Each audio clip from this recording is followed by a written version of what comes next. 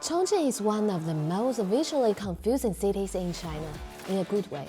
It's built in layers, roads above roads, bridges above buildings, and metro lines that feel like they pass through the city, not under it. Online, Chongqing looks like a cyberpunk postcard. In real travel, it feels like a city with constant vertical movement. So the real question is not, is Chongqing cool? It's, does Chongqing fit your route and energy level, or will it quietly exhaust you? Here's the decision. Chongqing is one of the most memorable cities in China, but it's a high-effort city. It works best for travelers who want a strong urban experience and can handle unpredictable movement and terrain. If you are looking for an easy, low-friction first city, Chongqing is usually not the safest start. Foreign travelers don't fall in love with Chongqing because it's beautiful in the classic sense.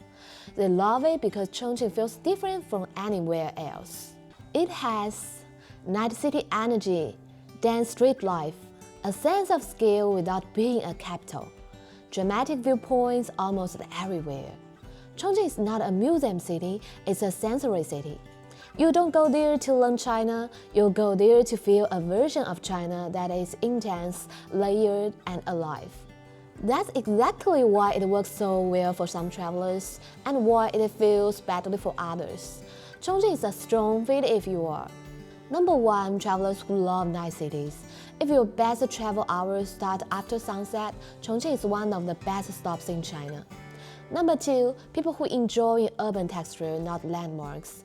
Chongqing is not about one-man attraction, it's about moving through dense neighborhoods and views.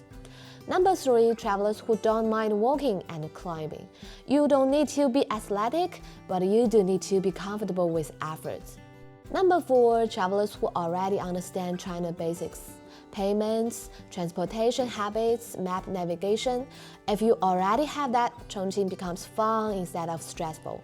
Chongqing can be a bad match if you want easy navigation.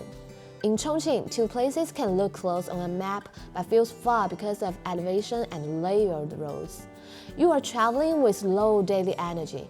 If your ideal day is light walking and smooth movement, Chongqing can drain you fast. You have a tight schedule and need predictable timing. Chongqing isn't chaotic, but it has more friction than flat cities. And the biggest one, if you're expecting Chongqing to be a simple 2-day add-on, you will often spend the trip catching up with the city instead of enjoying it. Chongqing's hidden cost is not distance, it's not ticket prices, it's not safety, it's energy loss through vertical movement. This is what surprises first-time visitors. A ride that looks like 10 minutes can turn into 25 minutes because you exit on the wrong level, walk the wrong direction, then climb back up. Even experienced travelers often have navigation fatigue in Chongqing. So Chongqing doesn't break itineraries by being difficult. It breaks itineraries by making your day feel heavier than planned. That's why Chongqing is amazing when it's the focus and frustrating when it's squeezed into a tight route. For most international travelers, 2 days you will get the visual but not the reason. 3 days, the correct minimum. 4 days, the best experience, especially if you like night scenes. 5 days, only if you want slow exploration and nearby extensions. If you only have 2 days, Chongqing can still be worth it, but it becomes a highlight sampling, not a full city experience. Chongqing works best in 2 situations. Option 1, as a main city block.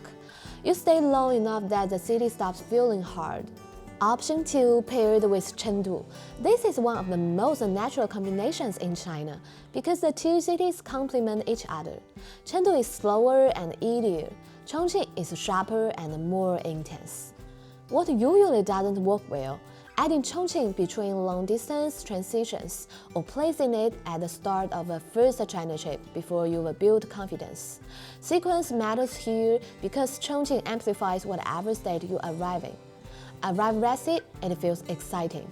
Arrive tired, it feels heavy. The most common mistake is treating Chongqing like a simple skyline city.